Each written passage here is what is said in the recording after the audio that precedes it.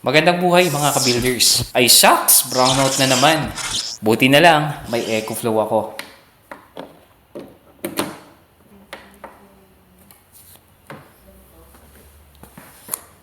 Kamusta ang buhay-buhay mga ka-builders? Sumapit na naman ang Agosto at umpisa na naman ng tagulan at bagyo. Napapadalas na rin ang brownout sa ating lugar. At power bank lang ang nagiging solusyon sa tuwing may power interruption. Pero minsan, madalas, hindi ito sapat.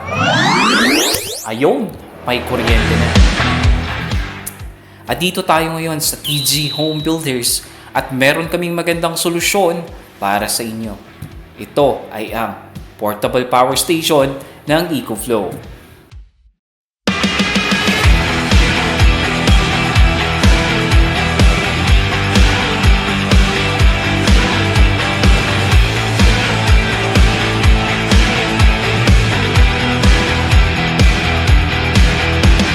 Una sa listahan ay ang River 2 Series Portable Power Station. First on the list ay ang River 2 Max.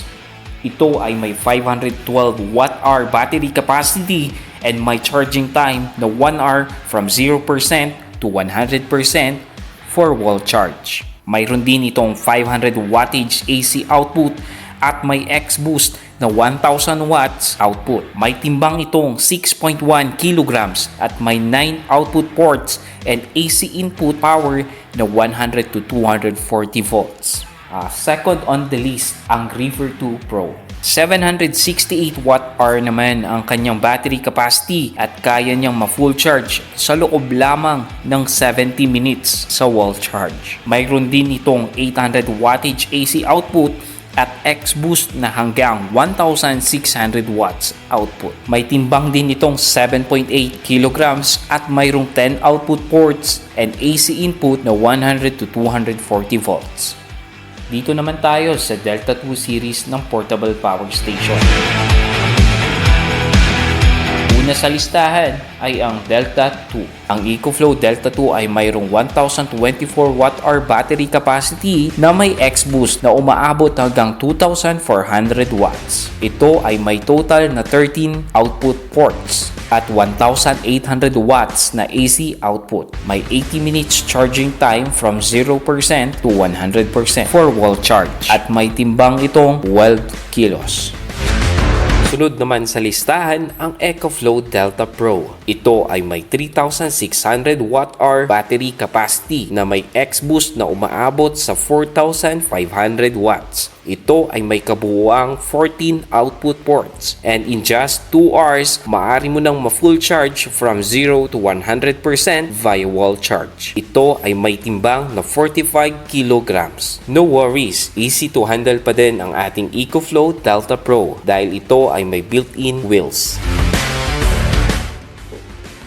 Ngayon naman, nandito tayo sa ating kitchen at ipapakita ko sa inyo kung paano paganahin ang ating portable power station. Kung paano niya kayang suportahan ang tools and appliance sa ating bahay at kung paano na din gamitin ang X-Boost function nito.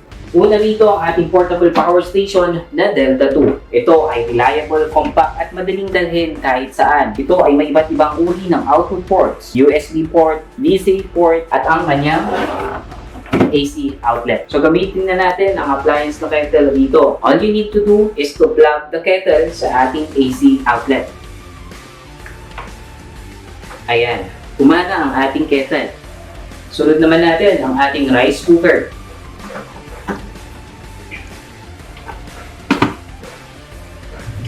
Kung mapapansin nyo, ang ating portable power station ay may screen. Naka-indicate dito kung ilang watts ang nakasaksak na appliances, ang battery percentage ng ating portable power station at kung ilang oras mo siya pwedeng gamitin.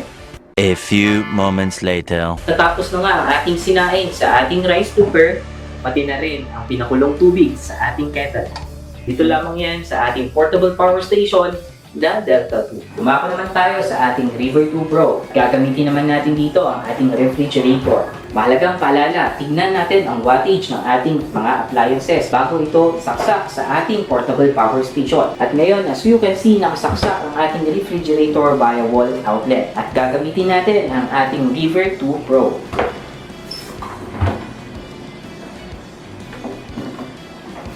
Makikita ang requirement wattage ng ating appliances sa ilalim o sa likod. Siguraduhin hindi lalampas ang kapasidad ng appliances sa ating portable power station upang ligtas ang paggamit nito. Ngayon, subukan naman natin ang mataas na wattage ng appliances katulad ng microwave at induction cooker sa ating upgraded version na Delta Pro. Kung mapapansin nyo, ang ating Delta Pro ay may indicator screen. Naka-indicate din po dyan kung ilang watts ang ating appliances, ang battery percentage, at kung ilang oras mo ito magagamit. So, subukan natin ang ating microwave. Ayan, gumagana na ang ating microwave. Nangangahulugan lang ito at pinapakita na kayang magbigay ng sapat na kuryente ang Delta Pro sa ating microwave. As you can see sa ating screen, pumapalo sa 1,300 watts ang ating microwave at magagamit mo ito sa loob ng 3 oras. At ngayon, susubukan natin magluto sa ating induction cooker gamit ang Delta Pro.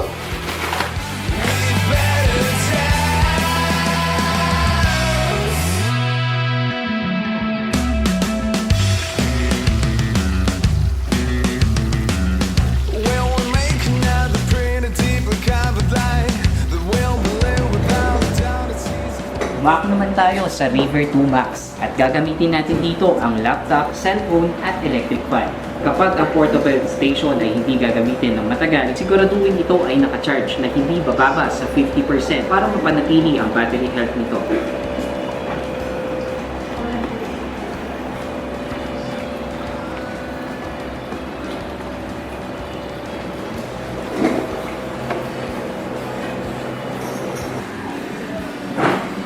Nandito tayo ulit sa TG Home Builders.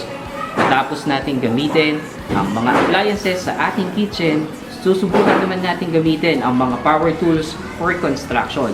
First on the list ay ang impact drill na may 720 watts input power.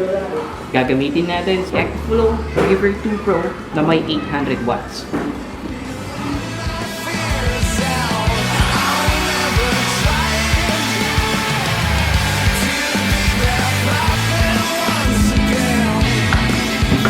You can see, gumana ang ating impact drill na may 720 watts dito sa ating EcoFlow Pro na may 800 watts. Second on the list ay ang angle grinder na may lakas na 1,300 watts.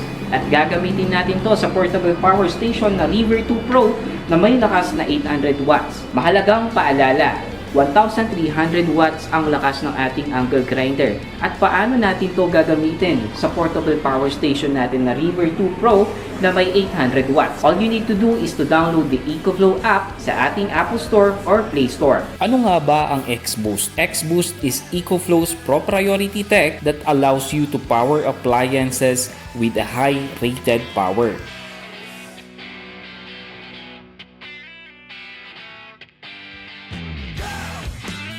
And please do activate the X-Boost function para ma-boost ang 800 watts up to 1,600 watts. At dahil naka-on na ang X-Boost function sa ating EcoFlow app, susubukan na natin ang ating angle grinder.